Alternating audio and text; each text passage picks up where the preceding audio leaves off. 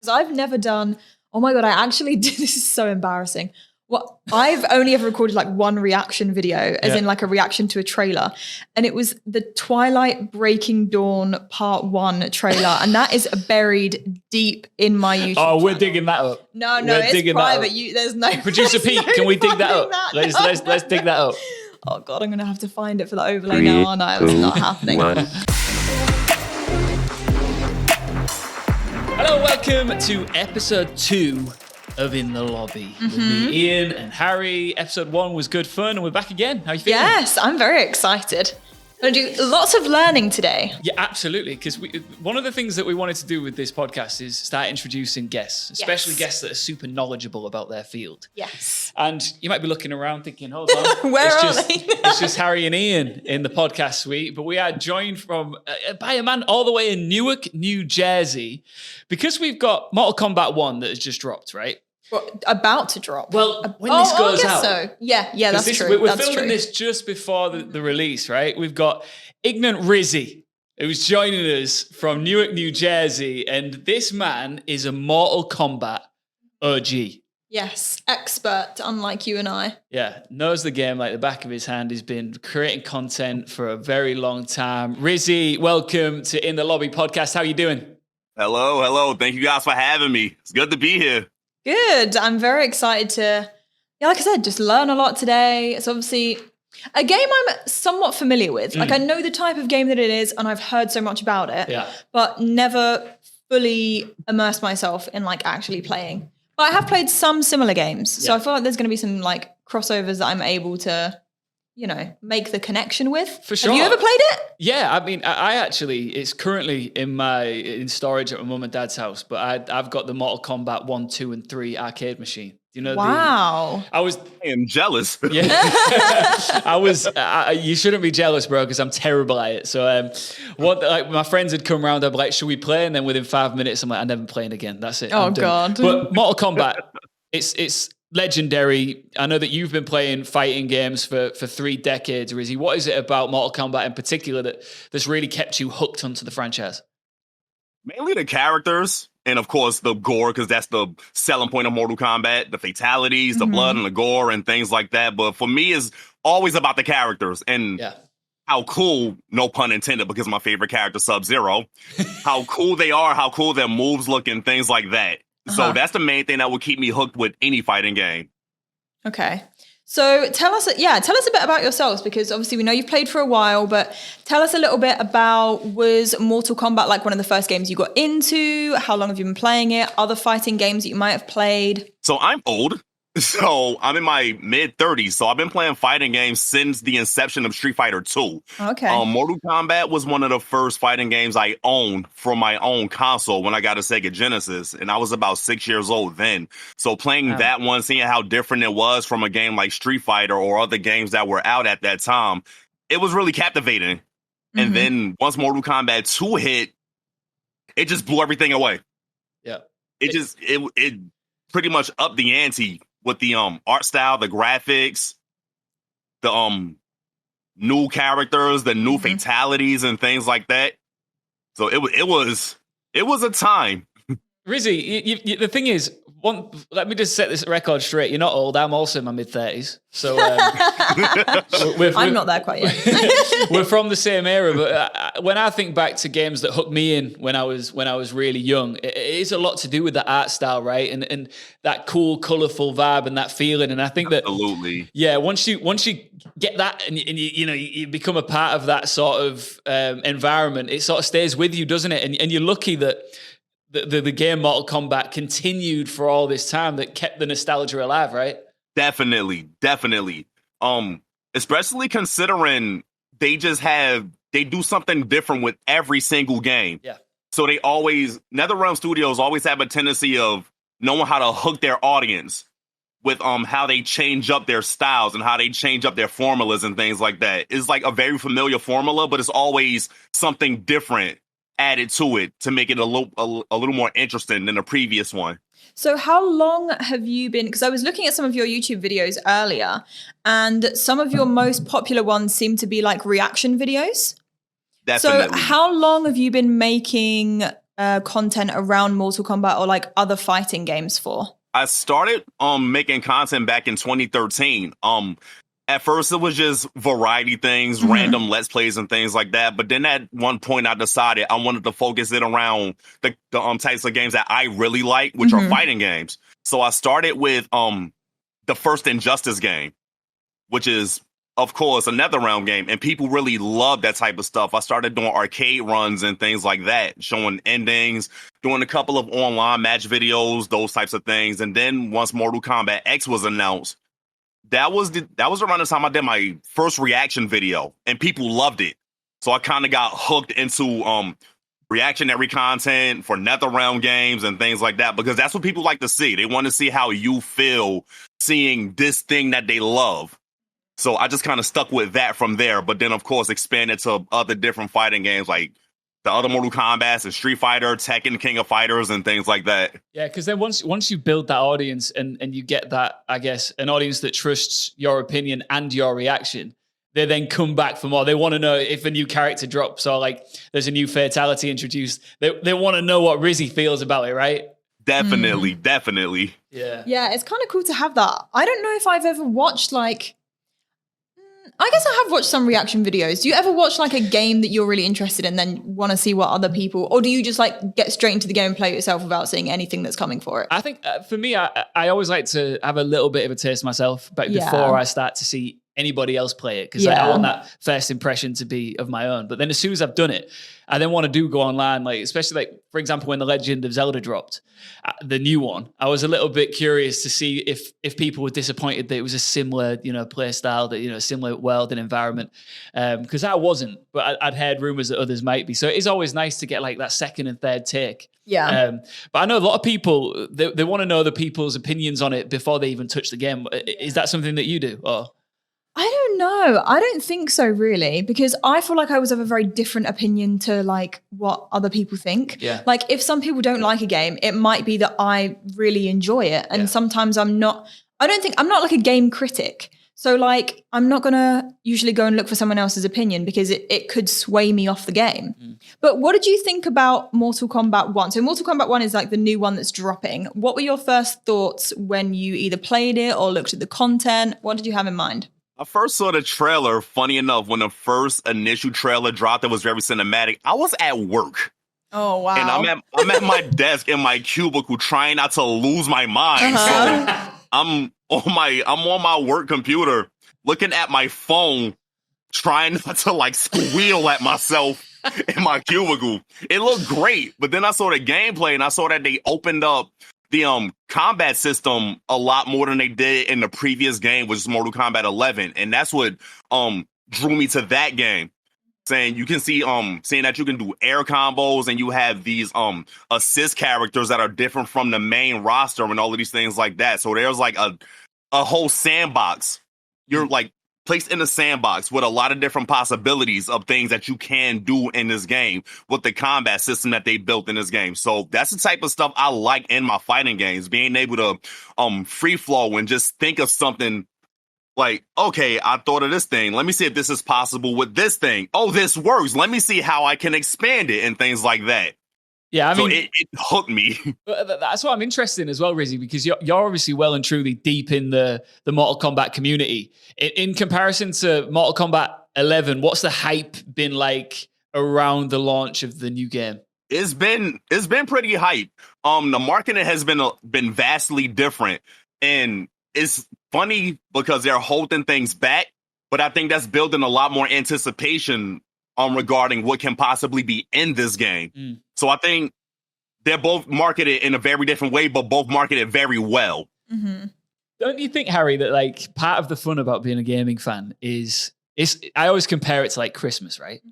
For me, Christmas Day, I love it, but the build up to it is even better. You know, you're watching all your Christmas movies, you know, you're picturing how Christmas Day is going to be. And then it comes and it's great, but like, part of loving like a gaming franchise is the hype around the release. I fully agree with that. There's been so many games come out recently that like, although I knew I would enjoy them, I always now try and just set my expectations low or like not get too hyped about it, because it is that part just before the game comes out that you're like really looking forward to something. You've played like the previous games and you're excited to get stuck in. And there's always sometimes that feeling of like, did I prefer like the wait up to it, the excitement beforehand? But I actually wanted to just circle back when I asked you about the new trailer coming out and what you thought about the new trailer. When you go to react to like new game trailers and you want to film it and like record it for your content for your YouTube, do you find yourself wanting to like wait and freshly record your reaction, or do you watch it before and then re-record it and watch it again for YouTube? Because you said you were at your office when it came out, right? But you were like dying to watch it, I imagine. Yeah, it's a little bit of both, because in certain cases, I can't get to a trailer or a video or anything like that the minute it drops, because I would be at work or something like that. So in that case, I would normally watch it, but then I would review it and get my thoughts on it. And that's almost equally as valuable as your first reaction, depending on the person. Because of course, some people want to see how you feel when you first see it, but that can't always be the case, unfortunately. But for the most part, I would say about 95% of the time, I will give my initial reaction. Wow, that must be so exciting to record that, because I've never done. Oh my God, I actually did. This is so embarrassing.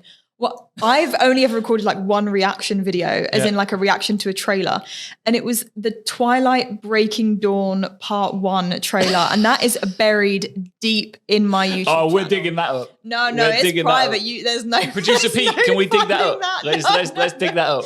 Oh God, I'm going to have to find it for the overlay now, aren't I? It's not happening. I wanted to ask as well, is that like, when it comes to a franchise that's as long running as Mortal Kombat, and I know I mentioned The Legend of Zelda, that's a game that, you know, you get drops every like 6 years or whatever. And every single drop comes with like an immense amount of pressure to live up to the standards that have been set by its predecessors, right? So would you say that Mortal Kombat 1 is, when it drops, there's so much pressure on it to deliver, right? There's a lot of pressure on it, especially considering they brought back a lot of characters that haven't been around for nearly 2 decades. So that's one of the main parts that people are looking forward to. How is this character going to play in comparison to how they played in the PS2 games? Any characters in particular that you're referring to here that we should be excited to see coming back? There's Natara, there's Li Mei. Well, if you played the beta, you've seen footage of Li Mei. There's Havoc. There's Ashra, just a bunch of characters from like MK Armageddon and Deception and Deadly Alliance and things like that. So those are characters that people are really looking forward to, and they got a really vast rework. So it's going to be really interesting seeing how they play now in comparison to how they played back then. How many in total, and I'm not super knowledgeable in the series, how many Mortal Kombat games are there?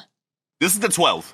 The 12th game. Minus the spin-offs. See, when you were talking about earlier how when there's such a big wait between drop of game, it's like the anticipation for that game and the pressure on that game must be really high. Do you think that like with games like Mortal Kombat, there's like 12 of them, there's like, in a way, sort of like there's only so much they can change in every single game? Or do you think that for most of them, there's like significant differences between each of the games? There are definitely significant differences between every single game. And it's crazy because they're normally 2 years apart, except Mortal Kombat 11 and 12, which are, Mortal Kombat 11 came out in 2019, I think. Okay. So there's a vast difference between it's been a while. And this one.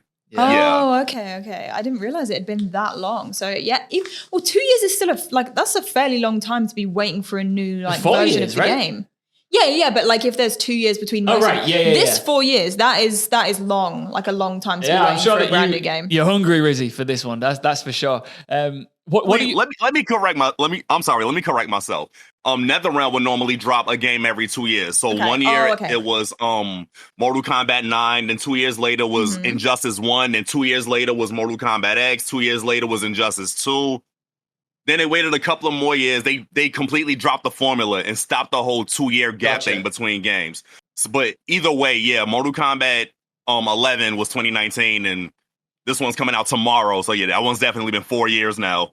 They just skipped the cycle. They completely changed the formula. Yeah. Are you seeing, Rizzy, like, it feels like there's a bit of a fighting game boom right now. We're seeing... Absolutely. It's like a bit of a resurgence, right? Because and it's cool again as well. You know, like we recently had a big Street Fighter tournament here in London with the guild team, and it was awesome. It was very cool. You know, you've got Street Fighter 6, Tekken 8, Riot's Project L. You've got now this coming out as well, Mortal Kombat 1. What do you think it is? Are we just riding a bit of a fighting game wave at the moment? Definitely riding a fighting game wave. And I saw that event you guys ran.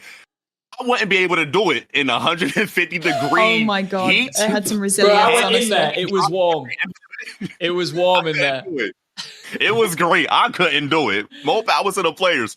But there's definitely a resurgence going on right now.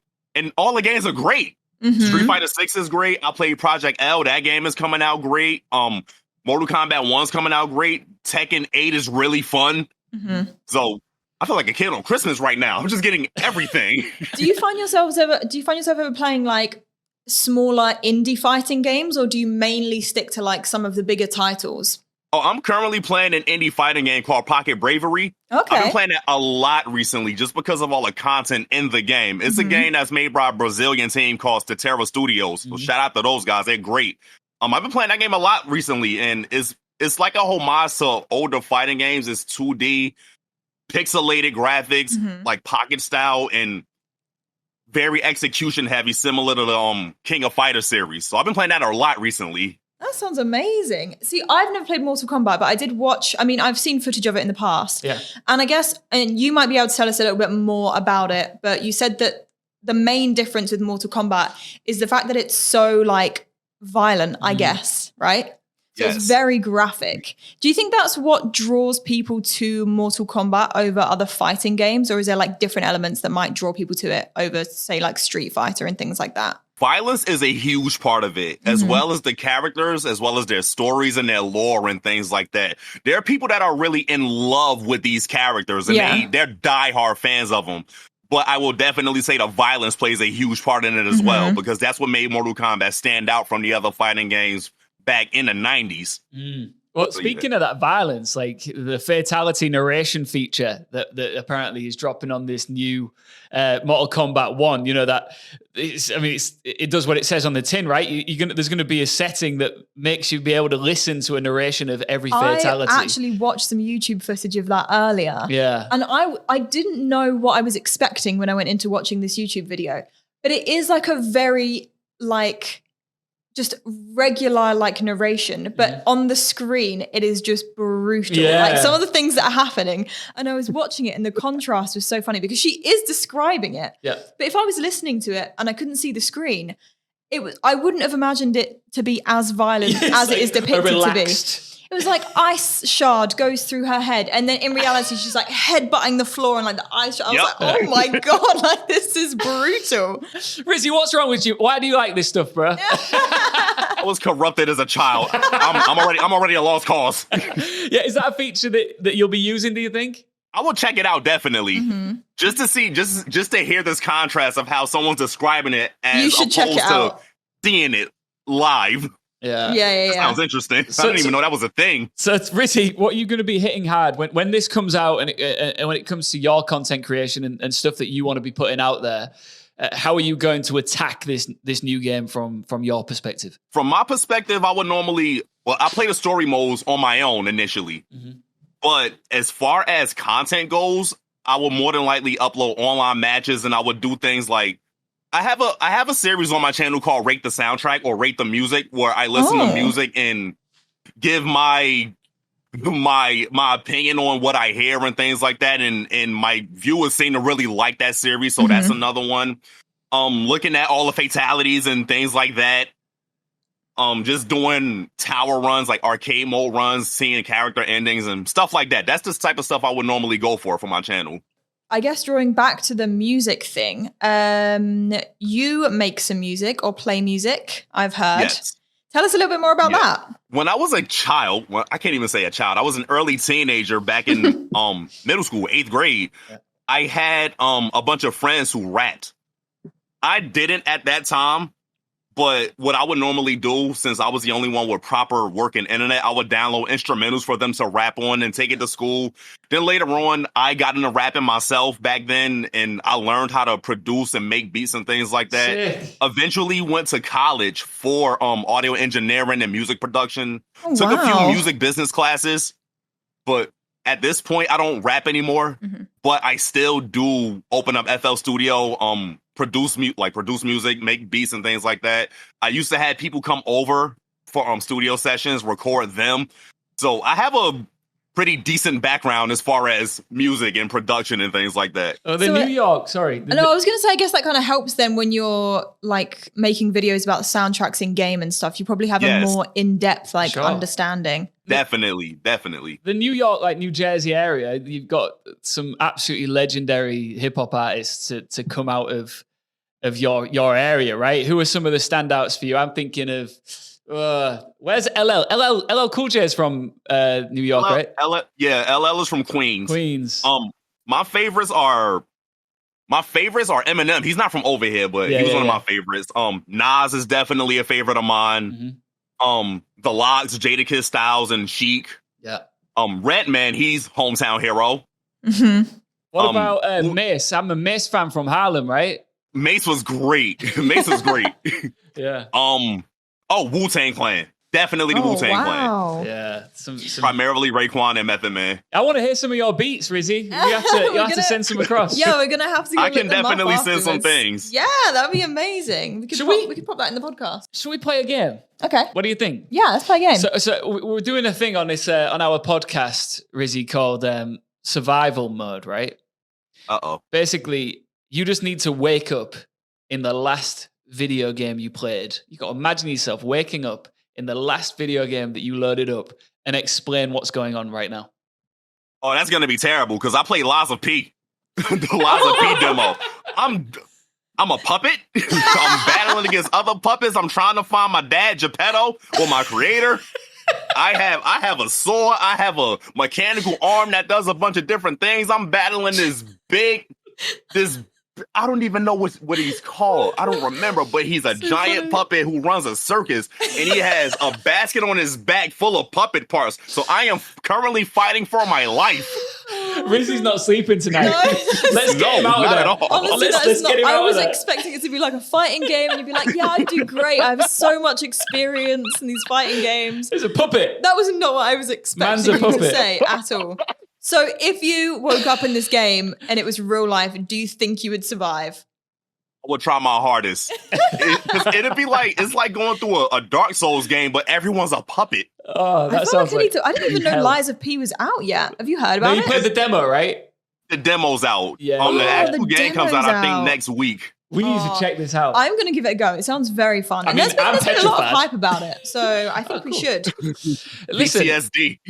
Let's just let's revert back to Mortal Kombat 1. To anybody watching this right now that's thinking, you know what, I'm going to go give that a try.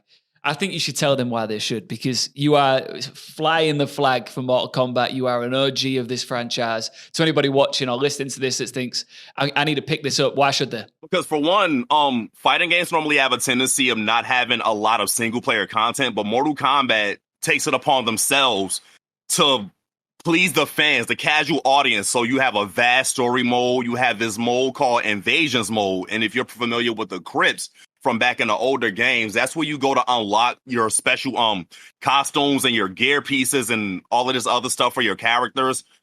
For people there in my age, Jean-Claude Van Damme's a skin for Johnny Cage. Yes. Seriously? Jean-Claude Van Damme's a skin. Seriously. That's so cool. He looks like the game now. He looks like Johnny Cage from the first Mortal Kombat, but it's a homage to Bloodsport. But they actually got Jean-Claude's likeness for it, so you can see you can hear his voice saying all the lines, and his face is there. It looks great. I mean, he's one of the biggest martial art movie legends of all time. So that's a shout out, because like there are certain games where you see people like Arnie made an appearance. I think it was on like Fortnite or something, and like whenever you see these legends from the franchise, like, you know, pop up, it is an extra reason. And if you can build up your skins and you can, you know, if you can play as characters that you love, but also have unique attires, that's another reason to get deep into the story mode and the game itself, right? Yeah, definitely. Cosmetics are a big thing with them. So they would normally release a lot of different skins. You would have different gear pieces to alter the skins a little bit. A lot of different color palettes and things like that. That's the type of stuff I like. For sure. I want my characters dripped out. Yeah, I played. I don't really ever play fighting games. I think I've maybe played like 1 or 2 in the past and just tried it. Never really got fully involved. But I did play Street Fighter 6, the newest one, for about 2 to 3 hours. Mm-hmm. And have you seen like the customization options in that game? It's insane. I think one of the funnest parts for me was just seeing the characters that people had made, because you can make some crazy, crazy looking stuff. And going back to, I guess, why people should pick up Mortal Kombat or play Mortal Kombat, I guess I never really saw it as like a game that would have a lot of like story to it, because to me, whenever you see it, it's always just like, you're just fighting. But when I played Street Fighter 6, there was so much, it's like open world, basically. You can just like walk around, talk to NPCs, go into shops. And I was like, I don't know if this is what it used to be like back in the day. But like, it wasn't. No, not at all. That was a first for, I think, fighting games. No, not fighting games in general, but for Street Fighter in general. Mm-hmm. Yeah. The whole world tour mode. It was great. And it brought a lot of newcomers into the series. Yeah, that's what I was going to say, because I think to me, if there wasn't that element in it, I probably would have struggled a little bit, just like going straight into fighting and then you're learning all these combos. That's where I can't keep up, is like learning combos and I'm just smashing buttons and I have no idea what I'm doing. But the open world aspect of it was really fun. And the joy, right, Rizzy, when you do actually find those combos, when you learn those combos, like the level of reward that you feel when you land it is like, it's crazy. It's a dopamine rush. I swear. In my case, I'm always in trainer mode trying to learn. I'm trying to learn the cool thing to show off in the video. So when I can actually practice one thing for who knows how long and then land it in an actual match, it's super rewarding. It is very rewarding. That's really interesting. I didn't realize there was that much depth to it in terms of like, there's, I guess, moves that you can put together to make that much of like a different combo or something that you could perfect, because I know that combos exist in fighting games, but I didn't realize, I thought it was always just like a structure of, oh, okay, you press this button, this button, this button, and you do this combo.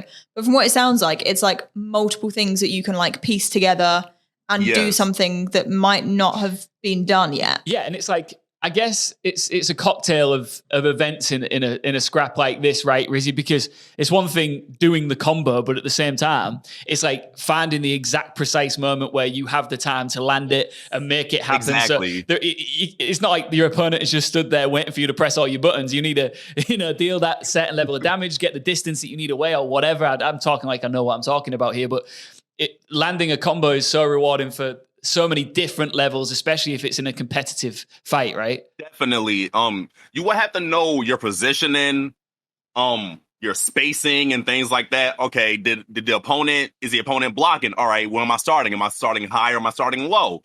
Are they just hitting buttons from a certain distance where they can't hit me? Okay, I'm going to whiff punish that, meaning I'm going to attack you when you miss your attack. Yeah. So where can I go from there and things like that? So you just take one thing, see what you can put in between that, what filler you can put between that, and then, okay, how am I going to end this combo? What's the most amount of damage I'm going to get? Or what's the coolest thing that I can do afterwards? So it's a whole structure, or as Sajam would say, fighting games are like a sandwich. Get this. I like that analogy. Bread, what am I going to put between it? And what's going to be the other piece of bread that's going to end it? Hey, well, listen, I want to know, what is the greatest sandwich of all time? Aside from gaming, right? Like, now, I want to know, like, just like an actual sandwich? Okay, or are you talking like a fighting sandwich? I just know that in New Jersey they have great great sandwiches. You're talking about actual sandwiches. What are you putting in the sandwich? We have a lot of sandwich spots. Knowing me, I'm doing a chicken cheesesteak. Or as we call over here, chopped cheese, a chicken cheesesteak with it's like a California sandwich. Lettuce, tomatoes, mayo, ketchup, things like that. I'm so hungry talking about this right now. I'm just thinking about that. That sounds so good. I was gonna ask before, unrelated to the sandwich question, although what would yours be, Iain, actually? My favourite sandwich. I love a Philly cheesesteak. Oh yeah, that's pretty good. That is right up there as mine. What about you? I love a New York pastrami and like pickles. I love how we've all gone American here. Yeah, I know. Yeah, just paying homage to our clearly guests. our sandwiches here. Are you sure you guys are in the UK right now? I have questions. Like a famous, going back to what we were talking about before. I love how hype the fighting community get, especially when watching the games. Like, even if you don't understand much about it, like when we did the Street Fighter 6 tournament. Yeah, Sweat Room. Yeah, the Sweat Room. It, like, how hype everyone got was just so fun to watch. Cool. And you can obviously watch and you understand to a point what's happening, even if you don't understand the game. But what is that super famous moment? I don't know if it's Street Fighter, Tekken. I don't think it's Mortal Kombat. So it might be Street Fighter or Tekken. It's like one of the most famous ever moments where there's like, someone's like blocking a move, but it's like to the perfect second. It's like bam, bam, bam, bam, bam, and they're blocking the whole thing. The Daigo parry. Justin Wong versus Daigo in Street Fighter 3 Third Strike. Oh, okay. Evo Moment 37 as his name, properly named. So that's like one of the most famous ever moments, pretty much. Or at least from what I've seen on YouTube. That is the moment. The moment. That is like the moment that everyone refers back to. Every time anyone tries to get someone into the fighting game community, that's one of the main moments that people will show them. That's the reason I got into it, honestly. Really? Wow. Like I didn't even know there was a competitive scene. But when I was about in my early 20s, a good friend of mine showed me that clip because I didn't know people can play this specific game this way. Yeah. He showed me that. I'm like, what the hell? You can do that? And I just started doing a little more research, and Street Fighter 4 came out, and here I am now. That sucks. I mean, Harrie coming in clutch with the historic knowledge there. Right? That. See, I bet you haven't even watched that clip. I haven't seen that clip. And you're gonna have to watch it. It's honestly, everyone just gets so hype, and it just gives me goosebumps. Even though I don't understand what was going on. You can see what's going on and how happy everyone is about it. And it's insane. I'm going to check that out. And listen, we can start to wrap this up. But Rizzy, I want to ask you before you go, and we're putting you on the spot here. Top 3 fighting games of all time. I want like Mount Rush. In fact, let's go 4. So it's like Mount Rushmore. There was 4 on Mount Rushmore, right? I actually don't know. Yeah, Mount Rushmore. Your 4 top fighting games of all time, and I would like them in order as well, please. You mean, okay, top to bottom or bottom to top? Bottom to top. Let's start at the bottom. Yeah. Okay, the bottom is probably going to be Street Fighter Alpha 3. Okay. Then from there, will probably be Mortal Kombat X or 3. It's one of those, so it's probably... It's a tie. No, it's Mortal Kombat Trilogy. Oh, yeah, okay, you can have that. Then from there, number 2 will be Tekken 3. Yeah. Love Tekken 3. And number 1 is Capcom versus SNK 2. Wow. What year was that? 2001. 2001. Yeah. I was really expecting it to be like a Mortal Kombat game, but I guess there's a massive variety. That's amazing. I play a lot of games. Yeah. You seem very well versed in it, though. That's great. I feel like I've learned a lot. Yeah, this has been awesome. Rizzy, I know it's early where you are, so I just want to start off by saying thank you for getting up and for talking to us about all of this. And you've made me more excited for Mortal Kombat 1. Where can we find you, Rizzy? If anybody watching or listening to this wants to check out your content, come and follow you where you at. I'm at everything Ignant Rizzy. That's YouTube, Twitch, Twitter, Instagram, TikTok. I'm everywhere. Just Ignant Rizzy across the board. So it's easy to find me. IGNANT, Ignant, and Rizzy, IZZY. Check out Ignant Rizzy. Yes, thank you so much for coming on today. I appreciate it a lot. And it's definitely made me more excited about fighting games. For sure. As someone that is a complete noob to it, I feel like I've learned a lot, and your passion definitely shines through. So thank you for talking to us about it. Thank you guys for having me here. Much appreciated. Thanks, Rizzy. Take care. We're going to go play a fighting game and eat a big sandwich. Thanks, man. Bye. Cheers. Later. Bye.